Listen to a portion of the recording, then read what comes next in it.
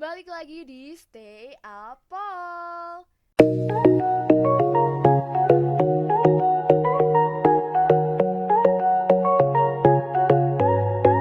Nah, kembali lagi bersama aku, host yang paling membahana, Dea.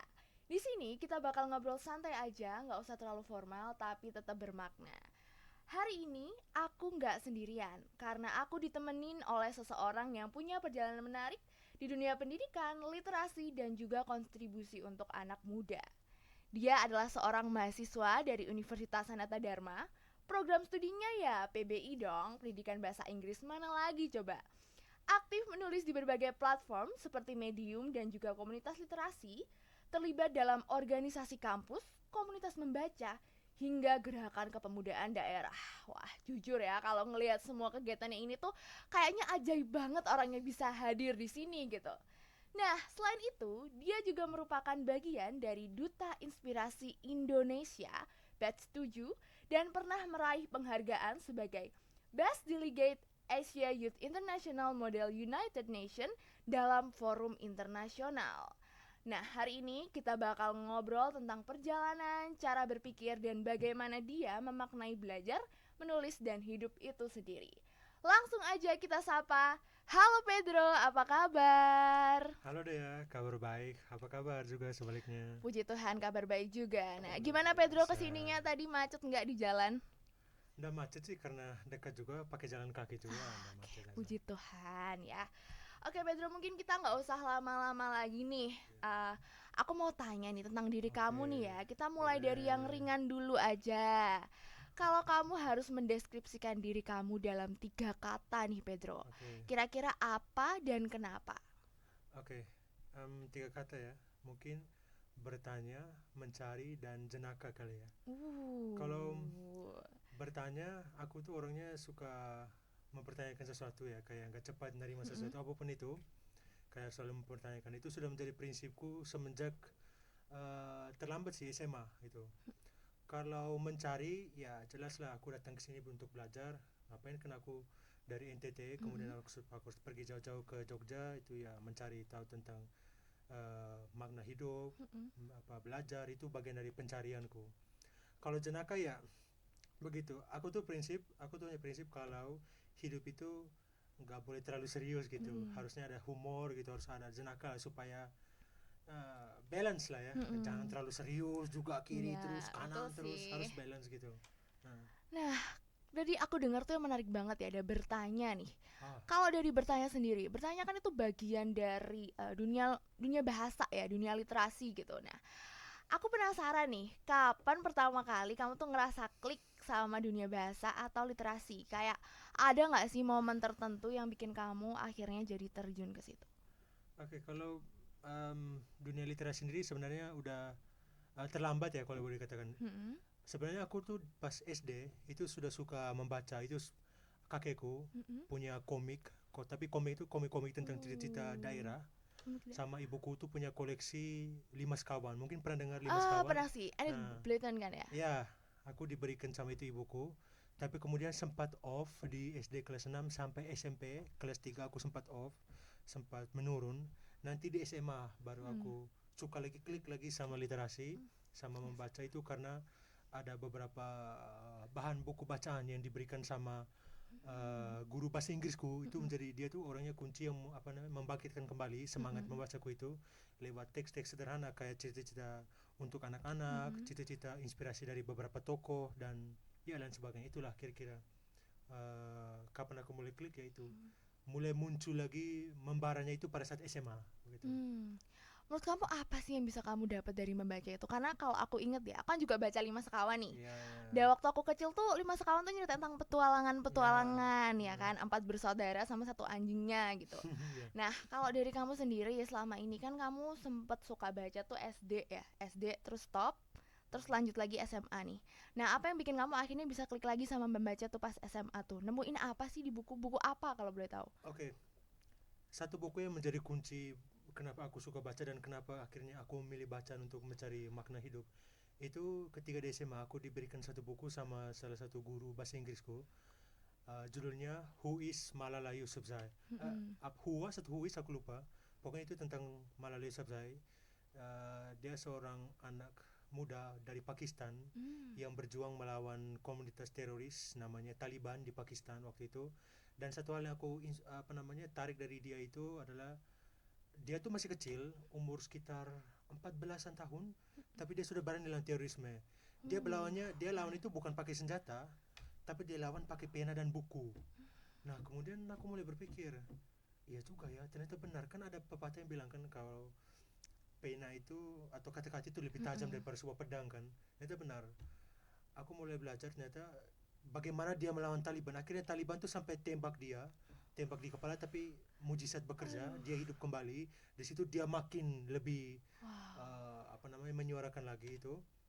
Nah, aku kemudian mulai lihat ternyata membaca, menulis atau hal-hal seperti itu tuh lebih powerful ketimbang kalau kita hanya menggunakan kekerasan dan Mm-mm. sebagainya. Karena sebenarnya ketika kita membaca, ketika kita menulis, itu ada banyak hal yang terbuka, ada banyak hal yang kita tidak duga Mm-mm. yang ada di situ. Sehingga mengapa aku mulai membaca ya karena aku menemukan makna di situ. Aku menemukan berbagai macam perspektif. Karena kita membacakan berbagai macam perspektif itu Mm-mm. diberikan, dan ketika kita membaca itu, kita membaca perspektif orang yang dibangun berpuluh-puluh tahun, yang hanya bisa kita selesaikan dalam waktu ya kira-kira 3 bulan Mm-mm. atau seminggu, kan orang baca kan begitu, Mm-mm. tergantung jangka waktunya. Tetapi untuk sampai buku itu bisa tersusun butuh waktu berpuluh-puluh tahun, butuh waktu bertahun-tahun, dan kita bisa melihat itu, belajar ternyata perspektif itu bisa datang dari mana saja, tidak harus dari Mm. satu sisi tertentu. Saya kira begitu mungkin. Keren banget ya Pedro, bener-bener dalam Hmm. banget nih. Nah, ngomongin soal itu nih, aku kan pernah nih lihat di bio Instagram kamu, Oh ya. itu ada kata-kata sapere aude, Ah, yaitu berani untuk berpikir. Nah, untuk kamu pribadi nih, buat kamu pribadi, berani berpikir itu tuh bentuknya kayak gimana sih kalau di kehidupan sehari-hari? oke. Berani berpikir itu bagaimana ya? Jadi menarik tadi kamu bilang sapere aude. Mungkin aku jelaskan sedikit ya sapere aude itu. Sapere aude itu dari salah satu penyair Romawi. Kalau tidak salah namanya Horatius atau Horatius. Mm-mm. Itu kemudian sempat meredup, kemudian dipopulerkan lagi oleh salah satu seorang tokoh pemikir terkenal di zaman percerahan itu, namanya Immanuel Kant. Oh Itu ya, salah satu pemikir favoritku, iya. Immanuel Kant itu. Nah, Immanuel Kant itu dia menjawab salah satu pertanyaan tentang mengapa kita perlu pencerahan, apa itu pencerahan sebenarnya, pencerahan ya, kata pencerahan. Nah, kemudian dia bilang salah satu hal supaya kamu bisa tercerahkan adalah Mm-mm. itu, dia quote lagi, sapere aude, berani bertanya, Berani berani berpikir, berpikir. berani berpikir. Kenapa kita perlu berpikir dan bagaimana cara berpikir di ini, di kehidupan sehari-hari ya. Berpikir itu menuntut kita untuk mencari tahu, untuk tidak semerta-merta menerima sesuatu begitu-begitu aja. Itu sama kayak ibaratnya kayak domba itu yang digiring, kita Hmm. ngikut aja terus. Nah, kita tuh nggak boleh kayak gitu. Kita harus berani untuk mencari tahu dari berbagai macam perspektif yang berbeda. Karena hidup itu, makna itu bukan hanya satu, dia tuh banyak. Kita harus bisa melihat dari berbagai macam Mm. perspektif supaya kita bisa lebih terbuka, lebih open minded, lebih bisa tenang, bijak dalam Mm-mm. kehidupan sehari-hari. Contoh paling sederhana misalnya, kalau misalnya kita belajar bahasa misalnya, kan paling sederhana. Misalnya contoh, aku tuh di Jawa sama di Jogja ataupun di Jawa daerah lainnya, aku nggak tahu, sama di daerah tempatku itu di NTT itu ada perbedaan penggunaan bahasa. Misalnya contoh Mm-mm. penggunaan besok dan nanti. Kalau di NTT, di tempat kita itu, besok ya artinya besok Besok. begitu. Tapi ketika pas aku ke sini, besok itu artinya nanti begitu. Mm-mm. Aku lebih bingung. Lah kok bisa gitu ya? Iya, iya. Nah, kemudian aku bilang, itu ada apa sih gitu? Kenapa kok beda penggunaan besok di Mm-mm. Jawa, beda sama penggunaan besok di Nanti. NTT? Nah, itu salah satu hal yang mungkin menurut orang kompleks, tapi menurut aku Mm-mm. simpel. Mempertanyakan seperti itu membuka wawasan. Artinya penggunaan bahasa di Jawa dan itu Oh, berbeda. berbeda. Itu bisa membuka wawasan kita bahwa ternyata setiap tempat itu memiliki pandangan yang berbeda. Mm-mm. Kita bisa membuka pandangan berbeda, melihat dari sisi yang berbeda. Itu kan salah satu bentuk open minded kan. Iya. Mungkin seperti itu kali. Wow, iya sih. Tapi kadang emang nggak banyak orang yang mikir sampai segitunya Iya. ya, Pred ya. Terus nih, kalau sebagai orang yang suka baca dan juga suka Oh. nulis, Menurut kamu, apa yang lebih membentuk seseorang? Termasuk tadi wawasan itu ya. Hmm. Apa yang dia baca atau apa yang dia tulis? Sebenarnya dua-dua mempengaruhi, tidak ada harus salah satu salah satunya. Tergantung, karena ada orang yang suka baca, ada orang yang suka Mm-mm. ini menulis, lebih suka menulis, ada orang yang lebih suka membaca. Sebenarnya dua-duanya apa namanya diperlukan ya. Hmm. Membaca apa yang dia baca atau apa yang dia apa tadi? Tulis. Tulis ya itu ya. Membaca itu tadi dia membuka perspektif, dia seperti memberikan kau semacam inspirasi, memberikan konstruksi pemahaman, pemikiran dan sebagainya. Itu bisa kau dapatkan dalam membaca. Karena ketika kita membaca satu, dua, tiga atau beberapa buku itu, kita bisa mendapatkan perspektif yang beragam. Kita bisa saling compare nih, buku A, buku B, buku C, dikomparekan. Kita bisa tulis note dan sebagainya. Tapi juga menulis itu juga bisa menjadi salah satu apa namanya pasokan yang penting. Kenapa begitu? Karena apa yang dia tulis ya. Karena ada satu penelitian menarik dari Universitas Los Angeles ya. Aku baca artikel itu apa namanya untuk mereka mencoba untuk meneliti bagaimana penulisan tangan itu sangat mempengaruhi proses pemikiran seseorang. Dan ternyata benar, tangan kita itu kan, otak kita itu kan tersusun dari berbagai macam syaraf-syaraf kan. Tangan itu sangat mempengaruhi bagaimana cara otak berpikir. Ketika kita banyak menggerakkan tangan menulis, itu menulis tangan dan sebagainya, otak kita tuh terus dipacu untuk aktif terus. Nah, sehingga ketika dia mau mencoba menulis satu, dia apa namanya memikirkan, kira-kira aku menulis apa ya? Kira-kira aku mau melihat apa ya? Melihat kondisi dia sehari-hari begitu, tanpa perlu membaca. Dia cukup melihat kondisinya sehari-hari, cukup mengamati kondisi sosialnya, dia sudah bisa berpikir, oh kira-kira aku menulis ini. Nah, jadi menurut aku gitu, dua-duanya saling membantu dan saling menjembatani. Membaca membantu memperkaya perspektif, menulis membantu dia untuk mencari tahu kira-kira dia mau menulis apa gitu. Bener-bener ini banget ya, complicated ya sebenarnya Yeah. kalau dipikir-pikir. Oke, sekarang kita mungkin geser ke perjalanan nulis kamu ya. Karena tadi kamu ngebahas kalau semisal orang itu berpikir kan untuk sebelum waktu menulis. Ya. Nah, kalau dari kamu sendiri nih, biasanya kan kamu udah aktif nulis di Medium dan juga platform-platform lain kan. Nah, itu tuh biasanya kamu mulai nulis tuh dari mana sih? Lebih sering dari ide kamu, emosi kamu, atau dari keresahan kamu? Baik. Sebenarnya bisa bermacam-macam, karena kan ide itu tidak muncul begitu saja. Dari mana ide itu muncul? Betul Ide itu sih. muncul bisa dari keresahan, karena misalnya kita lihat situasi di luar, kita kenapa begini deh, ya udah coba kita tulis ya gitu. Atau mungkin karena emosi kali ya. Karena tuh aku pernah nulis, aku tuh merasa kayak hampa, merasa kayak nggak tahu mau ngapa-ngapain, itu tiba-tiba muncul ya, jadi aku tulis kehampaan aku, keresahan aku tulis itu. Jadi sebenarnya dua-dua hal itu saling mempengaruhi, apa namanya, penting ya ketika kita mau mencoba menulis satu itu tidak perlu harus apa namanya disuruh petunjuk, diberikan satu kayak kamu harus tulis kayak gini. Enggak, menulis itu harus dari kemauan kita terlebih dahulu. Kita mau nulis untuk apa? Apakah kita mau menulis untuk apa namanya kesenangan kah, atau untuk mau menyembuhkan diriku sendiri kah, atau untuk mau apapun itu harus dimulai dengan kemauan diri sendiri dulu. Karena menulis itu ya pasti kita butuh struktur dan sebagainya dan lain-lain sebagainya. Tapi inti dari penulisan itu apa? Inti dari penulisan itu atau makna dari penulisan itu apa? Semua itu hanya diperoleh kalau kita tuh mau menulis, mencintai penulisan itu sendiri. Karena tanpa itu kita tuh menulisannya ikut struktur, itu hampa. Nanti bisa-bisa nanti kita coba ditanya apa yang kau tulis, nggak paham. Itu sering terjadi. Beberapa kali aku temukan kasus-kasus seperti itu. Kadang pun aku juga mengalami hal seperti itu, karena kita menulis hanya ikut struktur atau ikut tunggu ada tugas atau tunggu hanya itu baru kau menulis. Nah, itu salah. Itu nggak bisa. Menulis itu pertama-tama harus kau mau dulu. Kalau pengalaman aku sendiri itu, aku menulis pertama kali itu pada saat SMP. Itu aku menulisnya pertama karena itu tadi, karena aku disuruh untuk menulis. Nah, kemudian aku tuh nulisnya ngawur. Kemudian salah satu guru bahasa Inggrisku tuh dia marah besar-besaran. Dia marah besar-besaran. Kita tuh sampai takut gitu. Aku takut. Aku kan sekolahnya kan di asrama kan. Jadi guruku itu yang penjaga asrama itu dia pastor Romo. Dia marah kita. Kalian itu tulisan ini bodoh sekali dan sebagainya. Wah, kita tuh takut. Aku tuh karena itu akhirnya aku kayak takut kan untuk menulis. Tapi kemudian beberapa jam yang aku bisa katakan, dia panggil lagi kami yang dimarahin itu, kemudian dia tayangin di proyektor itu apa yang jadi momen marahnya dia itu dia transfer ke bentuk penulisan.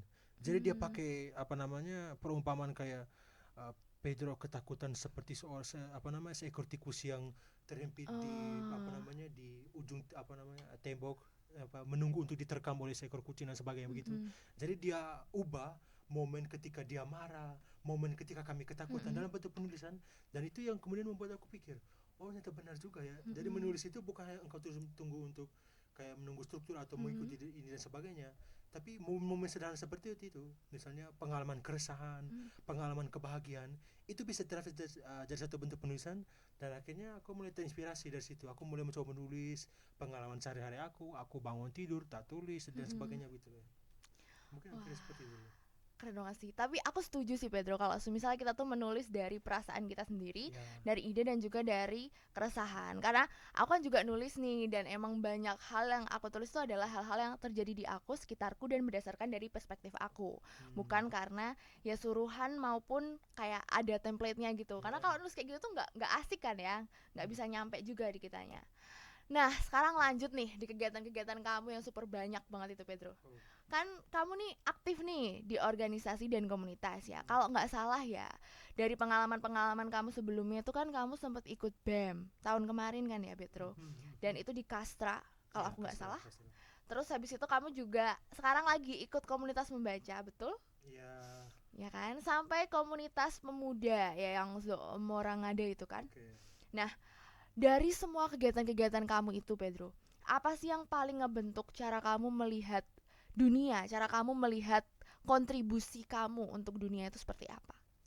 Em, Kalau aku mau melihat dari komunitas-komunitas itu ya, mungkin aku mau sharing cukup satu karena kan banyak Mm-mm. tadi yang kamu Ya sebutkan. banyak banget. Mungkin aku sebutkan satu aja yang Zoomorang ada itu ya. Mm-mm. Itu komunitas lokal anak-anak muda di Kabupaten Ngada, tempat aku berasal itu dari Kabupaten Ngada.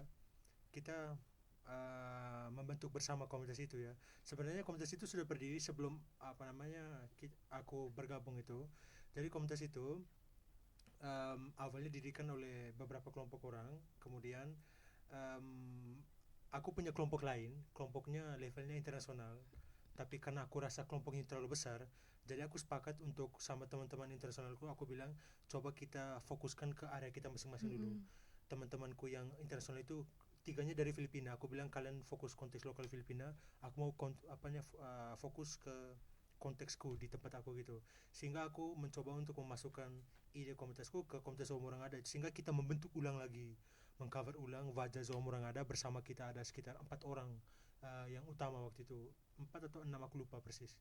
Nah, dari situ kita apa namanya melakukan banyak perubahan, kita banyak fokus ke isu lingkungan, isu tentang kesehatan mental dan reproduksi. Kita banyak membantu orang-orang yang apa namanya mengalami kekerasan seksual dan sebagainya, dan kita juga banyak membantu untuk pembinaan mental anak-anak muda di sana karena kita lihat juga itu salah satu permasalahan yang jarang diperhatikan oleh komunitas sosial.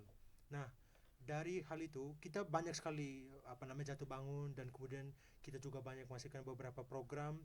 Kita bekerja sama dengan komunitas nasional, ada nama Institut Hak Asasi Perempuan biasanya di sini. Kemudian kita juga berhasil kerjasama dengan beberapa komunitas internasional. Satunya kita berhasil mewawancari satu profesor dari Kanada, Mm-mm. kita berhasil untuk membantu dia memberikan perspektif bagi kita. Dan dari situ yang aku pelajari adalah kontribusi itu tidak perlu harus besar-besar. No, Hmm. orang selalu menganggap bahwa kau bisa nama, kau punya nama, kau punya kontribusi kalau kau bisa memberikan sesuatu yang besar, yang bermanfaat besar bagi seluruh orang atau banyak orang gitu, senasional. Enggak. Menurut aku kontribusi itu cukuplah dengan bagaimana kau bisa melihat kondisi sekitarmu. Misalnya Hmm. tetanggamu atau sekitar lingkunganmu, se-RT-mu atau sekomunitasmu, tempat-tempatmu itu. Apa yang kau bisa buat kira-kira itu? Karena nanti ketika misalnya kita keluar dari universitas ini, orang akan bertanya, apa mana ilmumu itu, Hmm.